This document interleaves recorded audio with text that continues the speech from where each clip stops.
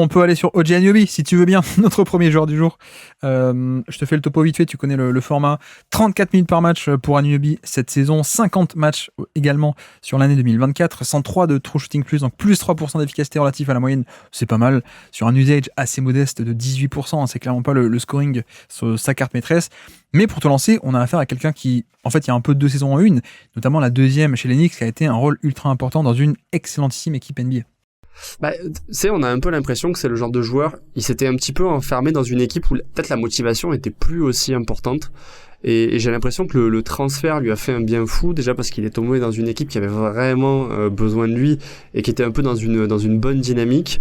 Son entrée, je trouve, au Knicks, elle est magistrale. Elle est magistrale, déjà par sa défense, comme tu l'as dit. Les Knicks qui ramènent soudainement peut-être un des tout meilleurs, si ce n'est le tout meilleur défenseur à l'aile en NBA. L'impact, il est immédiat. Alors, déjà, dans les chiffres, c'est un morceau de saison, c'est toujours à prendre avec des pincettes, mais quand il est sur le terrain, donc l'efficacité, le FG, pourcentage de l'adversaire chute de 8,8%. Et là aussi, pareil, c'est du on-off, c'est toujours à prendre avec des pincettes, mais l'adversaire marque 16,4 points de moins pour 100 possessions. Et je l'ai trouvé absolument magistral, et en plus il avait tendance par sa défense à booster l'attaque parce qu'il générait de la transition et autres, et c'était assez électrisant, je trouve, à voir comme entrée en matière. Bah ouais, et puis par rapport à ce côté perception ou ambition, je sais pas comment t'en parlais un peu, mais tu vois, il y avait un peu ce truc côté Toronto où, déjà, le cas Masai Ujiri, c'est-à-dire on échange les joueurs que quand ils sont vraiment en fin de contrat et qu'on n'a plus d'autres offres sur la table, c'est maintenant ou jamais. Mais non, mais peut-être qu'on avait un peu cet aspect à Toronto de, on va pas avoir un énorme ajout de talent de par la free agency, de par un méga trade. Donc on comptait un peu peut-être sur le côté, le running gag. Cette année, c'est Anunoby qui va être le MIP, tu sais, qui a duré depuis 4-5 ans. Et donc il y avait un peu ce côté où ça vient pas, mais parce qu'en fait c'est pas trop son jeu.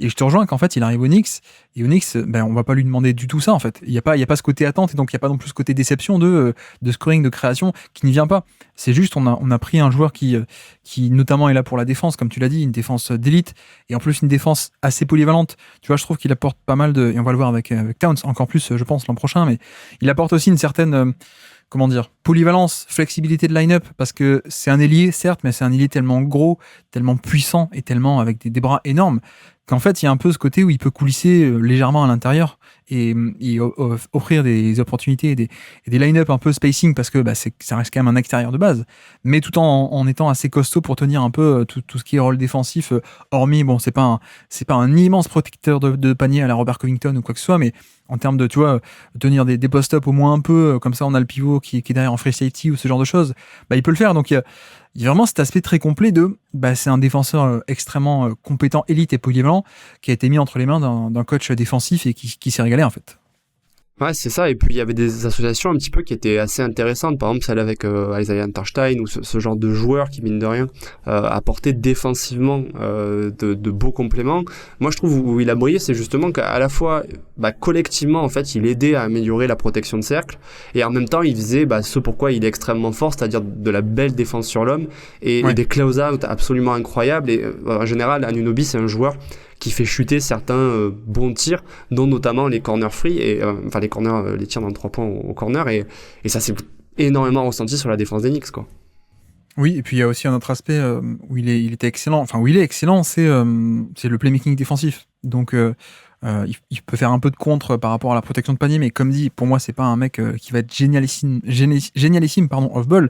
Par contre, il y a tout ce qui est interception. Et là, on a vu un mec qui a pu être déployé un peu sur tout l'aspect de, tu sais, les stunts. Donc, je viens aider depuis l'aile, je coulisse, je bouge l'espace et puis je reviens. Ou les lignes de passe, en tout cas. Il a des mains extrêmement puissantes et extrêmement rapides aussi. Et en fait, ça a été un ajout fabuleux parce que t'as remplacé R.J. Barrett, et Quickly aussi, mais surtout R.J. Barrett il lui a pris un peu de facto ses minutes sur l'aile. Et Barrett, c'était un mec qui en défense collective était plutôt neutre, on va dire, relativement neutre, et notamment pas trop cet aspect de playmaking défensif. Mais pourquoi c'est hyper important, c'est que ça fait partie aussi de l'ADN des Knicks, qui vont jouer ce fameux jeu des possessions, où le but c'est aussi notamment un peu d'influer sur à quel point toi tu as plus de possessions que l'adversaire, et donc pas seulement bien défendre les tirs, mais faire en sorte que tu vois il n'y ait pas de tir à la fin de la possession, quoi. Donc il y a interceptions, il y a les rebonds aussi sur lesquels on peut influer par rapport au nombre de possessions que toi, ton nombre de cartouches par rapport à l'adversaire. Et bref, ce que je veux dire, c'est que en un sens, c'est un peu ça a été le fit parfait en termes de schéma, en termes de polyvalence, et en plus sur ce côté philosophique c'est aussi un mec qui va être génialissime sur le playmaking défensif. Tu vois, il a plus de 2% de steal percentage, qui est un peu la barre symbolique des intercepteurs d'élite, on va dire. Et ça fait quand même beaucoup de bien. Donc on a vraiment un profil défensif extrêmement valuable. Et qu'est-ce que t'en pensais alors de son attaque alors cette année? À Toronto, je trouve que la saison était plutôt moyenne. Et c'est pour ça que je parlais aussi de contexte, et je trouve que cette notion de contexte sur la plupart des joueurs dont on va parler aujourd'hui, elle se ressent énormément. Quand il est arrivé au Knicks, en comparaison, en vrai il y a eu de très belles soirées avec des grosses pointes au scoring, et je pense que la dynamique était plutôt bonne, le shooting était relativement supérieur à ce qu'il a produit sur le reste de sa saison. Et puis, vu que c'est quand même une équipe qui a eu beaucoup d'absences, du coup, il y avait des matchs où il prenait de la proportion et c'était plutôt réussi.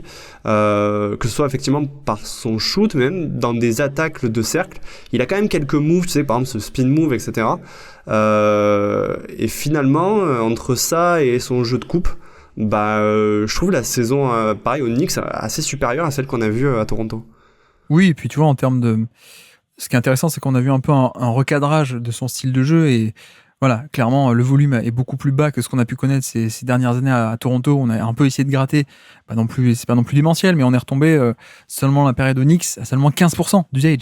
C'est vraiment très très bas par rapport à des standards de, voilà, si vous êtes un créateur, vous êtes créateur secondaire ou tertiaire à 20%, 22% d'usage. Donc là, 15, c'est très bas. Et même au-delà du volume en soi, il y a aussi la nature de ces tirs qui a un peu évolué, avec 76% de ses paniers étaient assistés. Donc en fait, on a littéralement un mec qui était devenu, qui est redevenu un peu un finisseur, plutôt côté défenseur et finisseur quasi exclusif, on va dire. À part, en plus, tu vois, dans les paniers non assistés, il faut aussi rajouter parfois des rebonds offensifs. Donc c'est pas non plus totalement créé par lui-même, quoi, pour le coup.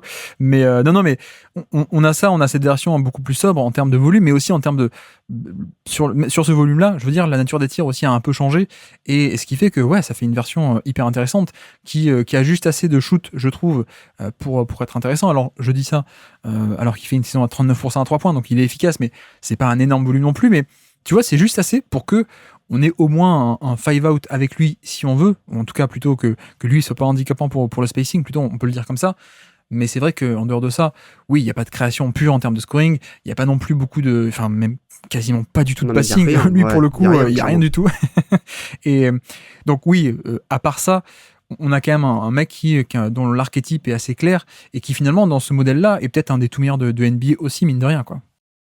C'est ça, et je trouve que finalement c'est encore cette histoire de contexte, c'est-à-dire qu'il arrive dans une équipe où il y a quand même Jalen Brunson qui porte l'essentiel de la création, et puis autour t'as plein un peu de créateurs secondaires, tertiaires qui finalement lui enlèvent ces trucs qui visiblement font pas partie de, je sais pas si c'est de ce qu'il a envie de faire, mais en tout cas de ce que toi t'as envie de le voir faire si tu supportes cette équipe ou si tu es dans le staff, quoi. C'est vrai que tu vois, notamment ce qui est un peu dommage, et ça encore, ça fait partie de ce côté, le non-développement de son jeu depuis 4-5 ans, etc. Mais c'est que c'est un mec qui est extrêmement costaud, mais qui a des chiffres de lancer franc, notamment, qui sont très mauvais. Mais parce qu'il y a toujours ce même problème le dribble ne s'est jamais développé. Donc on a un mec qui peut faire un peu des drives occasionnellement, mais tu sais, c'est un drive où il y a déjà un décalage qui est fait, attaque de spot-up, ou voilà, ce genre de choses. C'est pas un mec qui est créateur pur sur pick and roll, sur isolation ou sur drive, tout simplement parce que il n'y a pas ce dribble. Donc c'est peut-être le seul truc un peu dommage par rapport à ça, c'est à quel point on n'aurait pas pu avoir un joueur plus agressif et plus de lancer franc, mais en même temps on l'a jamais eu en carrière. Donc je pense que c'est pas à ce moment-là qu'il faut s'attendre à ce qu'on ait une évolution. Mais tu vois, il a que 26-27 ans là, je crois, si je dis pas de bêtises. Il vient d'avoir 27 à peine cet été. Et alors que je sais pas toi, mais j'ai l'impression que ça fait des années qu'on parle de lui. Finalement, il a que 27, quoi. Ouais, moi aussi. En fait, alors moi, je sais pas, non, au contraire, j'étais étonné de me dire qu'il a été drafté il y a si longtemps, tu vois. Pour moi, il était limite rookie l'année où Toronto est champion. Bon, ça change à une saison près, hein. Oui. Donc moi, j'ai pas l'impression que ça fait si longtemps qu'il est là. Mais après, effectivement, ce problème de dribble, finalement, j'ai l'impression que ça concerne beaucoup d'ailiers qu'on a vu arriver avec ses qualités de défenseur ou de très bons shooters. Et après, je pense qu'il y a quelque chose juste, c'est pas une question de travail ou de volonté de le développer, mais c'est juste que c'est pas son registre de jeu, et que malheureusement là à ce stade je pense que c'est un peu la version finale de Giannubi, quoi. Ouais, et puis j'ai hâte de voir est-ce que tu vois, est-ce qu'on pourrait pas l'avoir un peu plus en plus tu le connais bien toi, mais un Anunoby un peu plus qui joue comme Gordon quoi, Aaron Gordon à Denver, parce que bon, le dribble sur drive ne viendra jamais. Mais à quel point on pourrait pas un peu insister sur cet aspect de finition un peu plus autour du panier. C'est vu qu'il est grand, qu'il est costaud, qu'il a les longs bras. Tu vois, ça peut-être ça me manque un peu cet aspect. Ça viendra en tout cas faire que le profil serait encore plus parfait. Bon, en même temps, je dis ça de l'autre côté, il a aussi un shoot que n'a pas Gordon. Ça, on est d'accord aussi. Mais ouais, je pense que c'est un joueur qui, comme dit, il est pas si vieux que ça, mais je pense que le modèle est assez fixé et il a fait une plutôt très bonne saison pour le coup dans ses standards et demi-saison malheureusement si on prend que les matchs qui comptent au Knicks, mais alors à moins que tu aies autre chose à rajouter sur le profil de Anunoby qu'on connaît pas mal, je te propose qu'on fasse la transition vers le classement. Où est-ce qu'on peut l'imaginer alors? Alors j'imagine que on est dans ce groupe des Jrue Holiday, Miles Turner, Scottie Barnes. Ouais, je le verrais bien. Je le verrais bien derrière Jrue Holiday. Donc on a Gordon qui est 43. Par exemple sur le duel Gordon-Anunoby, comment tu te positionnes toi? On est kiff-kiff, non? On est pas loin. Ouais, mais en fait c'est juste que là effectivement dans cette zone du classement il y a des trucs qui m'étonnent un peu. Tu vois par exemple voir Alex Caruso au niveau de Jrue Holiday, tu vois ça je l'avais pas vu. Et je suis étonné parce que du coup je me dis pour moi c'est quand même un joueur qui est défensivement il peut couvrir beaucoup plus de positions qu'un Caruso et offensivement tu vois l'écart entre Jrue Holiday me paraît je sais pas Tu mettrais Holiday plus haut toi tu veux dire que Caruso? Ouais je pense que je mettrais Jrue Holiday plus haut parce que du coup je suis embêté et tu vois par exemple c'est bête mais il y a Michael Porter Jr. qui est 50 il y a Jaden McDaniels juste à côté. Et selon ce que tu favorises, Porter, ouais, je sais pas, je suis embêté. Tu veux dire qu'en un sens, Anunoby pourrait aussi être placé à côté de McDaniels au final? Pas loin en tout cas. C'est ça. Hein? C'est ça, sauf qu'entre les deux, il y a quand même un petit écart, quoi. Entre McDaniels qui est 51 et Gordon qui est 43, grosso modo. Ouais, mais je pense qu'on est un peu dans cette zone-là. Après, où exactement la question, c'est peut-être... Je comprends ce que tu veux dire, tu vois, par rapport à Jrue Holiday. Après, il a aussi un volume beaucoup plus faible qu'avant cette saison 2024. Caruso, de l'autre côté, a fait une super saison au shoot, notamment. Alors, tu me diras Holiday aussi. Mais non, je pense qu'on est par là. Après, à quel point est-ce qu'on n'a pas plus de valeur par rapport à ce côté...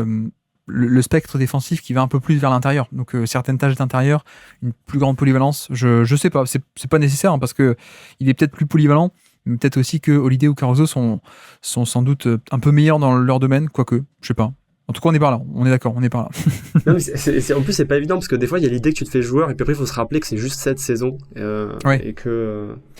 Par rapport à KCP, on est au-dessus ou pas? Non, ouais, je le mettrais bien avec Jrue Holiday, quoi.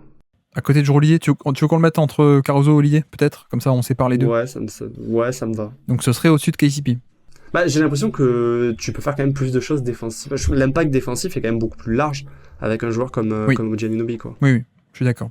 Donc, ça ne dérange pas. Ouais. Eh bien, faisons ça. Faisons comme ça. Et donc, petit quiz. Toi, je ne te prends pas par surprise. Tu connais le format, tu les as tous fait tous les étés. Petit quiz pour terminer. Nous sommes le 20 janvier 2024. Kické sur le terrain.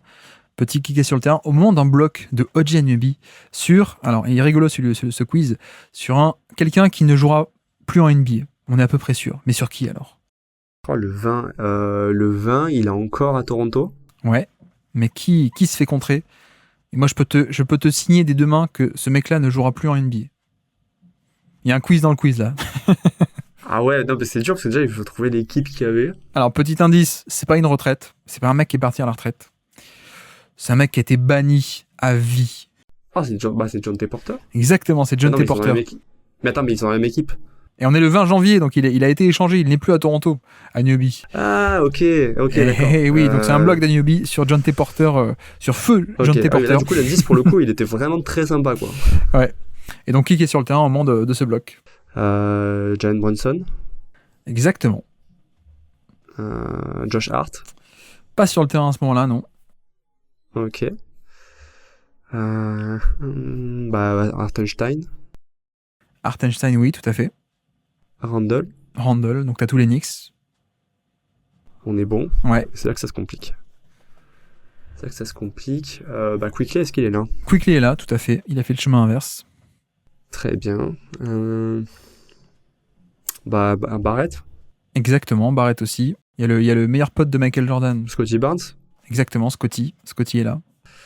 Et après, qu'est-ce qu'il peut y avoir comme joueur? Attends. Le dernier, je fais toujours le même indice à son propos, mais il a fait 2 assists en carrière. Je croyais que c'était... Non, Michael Porter Jr. il est à Denver, donc ça marche pas. Non, Porter Jr. il en a fait 3. Dont une qui n'était pas fait exprès. Non, Gary c'est Trent. un arrière-shooter. Exactement, Gary Trent Jr. Et sur le terrain à ce moment-là. Et donc voilà, petit quiz, petite pensée pour John T. Porter qui a été... Tu sais, c'était mon chouchou pendant plein d'années, quoi. Ouais. Bah ouais, moi je l'adorais, il a été blessé, etc. J'étais content de le revoir re-émerger. Et là, bah mince, bon bah c'est tant pis, on fera sans toi.